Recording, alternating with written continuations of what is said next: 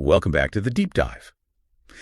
So if you're living somewhere the grid, well, let's just say it takes unexpected breaks. Or maybe you just want that security, knowing your important stuff keeps running no matter what.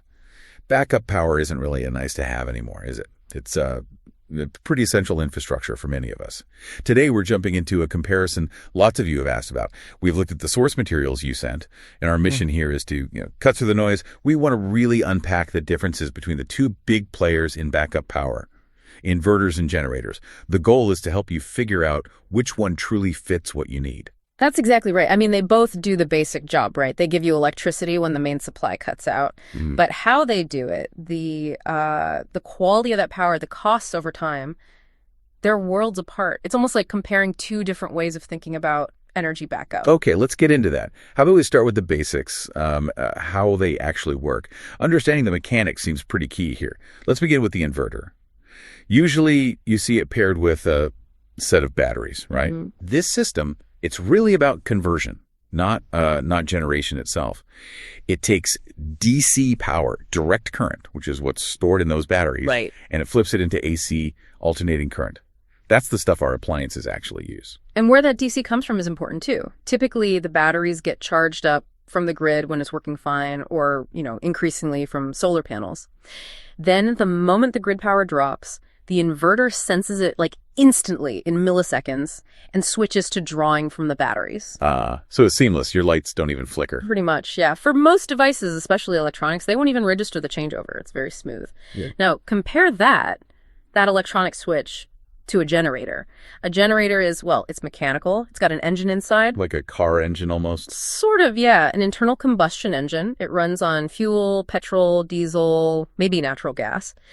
And that engine physically spins an alternator, and that's what generates the electricity. It'll run and make power as long as you keep pouring fuel into it. Okay, mechanics make sense. But you mentioned power quality. This is where it gets really interesting, isn't it? Especially now with all the sensitive gadgets we own. It's fascinating, and honestly, it's a huge difference. A good inverter system especially gives you what's called a pure sine wave. Pure sine wave. Yeah. What does that actually mean for my laptop? Think of the power from your wall outlet, ideally, as a perfectly smooth, consistent wave. A pure sine wave output from an inverter mimics that exactly. Stable voltage, stable frequency. And that clean, stable power is absolutely vital for anything digital or with microprocessors. Laptops, TVs, servers, medical gear. They need that smooth wave. So if the inverter's power is of a smooth paved road, what's coming out of a typical, maybe lower cost generator? That's often more like a bumpy dirt track. Many generators, particularly cheaper ones, produce what's called a modified sine wave. Or sometimes the voltage just fluctuates quite a bit. Imagine that smooth wave suddenly having sort of blocky, sharp steps instead of curves. That sounds jarring. It can be for simple things, like maybe an old incandescent light bulb or a basic heater. It's often fine. But for complex electronics, it's like feeding them junk food. I remember reading in the sources. That kind of power can actually damage things over time, not just make them crash. Precisely. That instability, those jagged edges in the power wave, they can cause components inside your electronics to heat up, mess with digital timing, even make motors and things like fridges run less efficiently and wear out faster. So you might save a few $100 up front on a basic generator, but if it ends up frying your expensive computer or shortening the life of your TV, well, that wasn't such a good deal, was it? Right. A false economy. Exactly. If you absolutely have to run sensitive stuff on a generator, you really should invest in an additional, sometimes costly voltage stabilizer or regulator to try and clean up that power. An inverter just gives you that clean power right out of the box. Okay. That clean versus rough power point is clear. But what about the practical side? Noise, fumes, running costs. Let's get into those real-world trade-offs. Yeah, let's do that. Environmentally and just thinking about your neighbors, the inverter wins. Hands down. It runs off batteries, so it's virtually silent, no engine noise. And, crucially, no smoke, no exhaust fumes, no carbon monoxide. You can often install them indoors, even. Ideal for homes in suburbs or offices. And the generator. Well, we've all heard them. They're not exactly quiet neighbors. No, definitely not. That engine has to run, and combustion engines are just noisy. Plus, you've got the exhaust smoke, emissions, bad for air quality, contributes to noise pollution. You certainly can't run one inside a house or garage because of the carbon monoxide risk. Needs to be outside, with proper ventilation. Okay, noise and pollution, clear difference. Now, what about the money? Yep. Specifically the running costs. This sounds like where the story might flip. It absolutely flips the long-term calculation. A generator constantly needs two expensive things: fuel and maintenance. Fuel, obviously. Petrol, diesel. Yeah, adds up fast, doesn't it? Oh, incredibly fast. If you're in an area with frequent long outages and you're running that generator for, say, 8 hours a day, your fuel bill alone can be huge, potentially hundreds of dollars just for one extended blackout. And then there's the upkeep. Like a car, it needs regular maintenance, oil changes, new filters, spark plugs, checking belts. Yeah. You know the drill. And if you skip that? The sources are pretty clear. It'll wear out much faster, become unreliable, and probably need expensive repairs down the line. They need that regular TLC. Okay, so generator, fuel costs, and regular maintenance costs. What about the inverter side of the ledger? Much, much simpler. The day-to-day running cost is practically zero. You've already paid for the electricity stored in the batteries, either from the grid or maybe your solar panels. Right. The only significant ongoing expense is eventually replacing the batteries. For standard lead-acid types, that's maybe every, 3 to 5 years? Newer lithium-ion batteries cost more upfront, definitely, but they often last longer, maybe 7 to 10 years or even more, and they usually require zero maintenance. No water levels to check, nothing like that. And if you pair the inverter with solar panels, then your fuel is free sunlight. Your running cost essentially drops to almost nothing apart from that eventual battery replacement.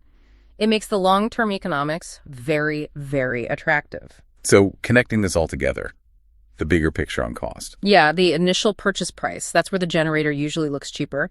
You can often get a basic generator up and running for less initial cash than a full inverter system with a decent-sized battery bank. What? But over, say, 5 years. Add up the fuel, the maintenance, maybe a repair. The generator almost always ends up costing significantly more in total. The inverter might be a bigger hit to the wallet on day one, especially with lithium batteries or solar, but its super low running costs mean it usually wins the financial long game. Okay, so we've got power quality, we've got noise and pollution, we've got long-term cost. What about just raw power, capacity? How much stuff can each one actually run? This feels like the right tool for the job part of the decision. Exactly. It comes down to load and duration. Yeah. Think of the inverter as being great for essential lower power items, lights, fans, your internet router, charging phones, running a computer, maybe a TV. It's ideal for keeping the basics going during shorter outages. And how long it lasts depends entirely on how big your battery bank is, right? Precisely. It could be 2 hours, could be 8 hours, maybe more if you have a really big setup. Enough for most typical power cuts, but maybe not for, days on end without recharging. And it might struggle if you try to run everything at once, like the AC, the electric stove, the water heater. Right. Those are heavy loads. A typical home inverter system might not have the capacity to run all of those simultaneously, or the batteries would drain extremely quickly. So that's where the generator steps in for the heavy lifting. That's its strength. Generators are built to handle heavy loads. Think air conditioning units, big refrigerators or freezers, electric water heaters, power tools, even industrial machinery in a small workshop. And because it runs on fuel, duration isn't limited by battery capacity. Correct. As long as you can keep feeding it fuel, and assuming it doesn't overheat or need maintenance, it can potentially run continuously for days, providing significant power. Okay, so let's try and summarize this for someone trying to choose right now. The final verdict based on needs. All right, let's boil it down. You should probably choose an inverter if your main goal is silent, clean, eco-friendly power. If you want something cost-effective over the long run, mainly for shorter or medium-length outages, and crucially, if you absolutely need to protect sensitive electronics like computers, servers, or medical devices. Okay, and on the flip side, choose a generator if. Choose a generator if you need raw power capacity. If you need to run heavy-duty appliances like central AC or big tools, or if you experience very long power cuts days, not hours, where keeping batteries charged would be difficult.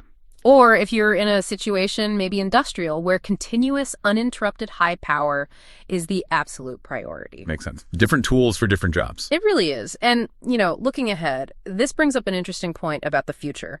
While generators are still absolutely essential for certain things in industry, very remote locations, massive power needs, the overall trend is definitely shifting. Towards greener solutions, towards stored energy.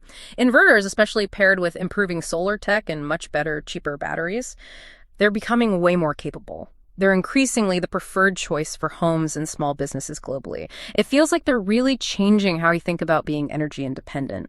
So wrapping it up, the key difference really boils down to that core trade-off, doesn't it? It's the clean, quiet, smart power for our modern electronics that's the inverter's game versus the continuous, heavy-duty, raw strength needed for big appliances or nonstop operation that's a generator. Exactly. Clean finesse versus brute force, in a way. And considering those super low running costs for inverters, especially with solar and this big push towards sustainability, maybe we can leave you with a final thought to chew on. How might that initial higher cost of a really robust inverter system, say, with large lithium batteries and solar panels, how might that actually change the whole calculation for energy independence in the future?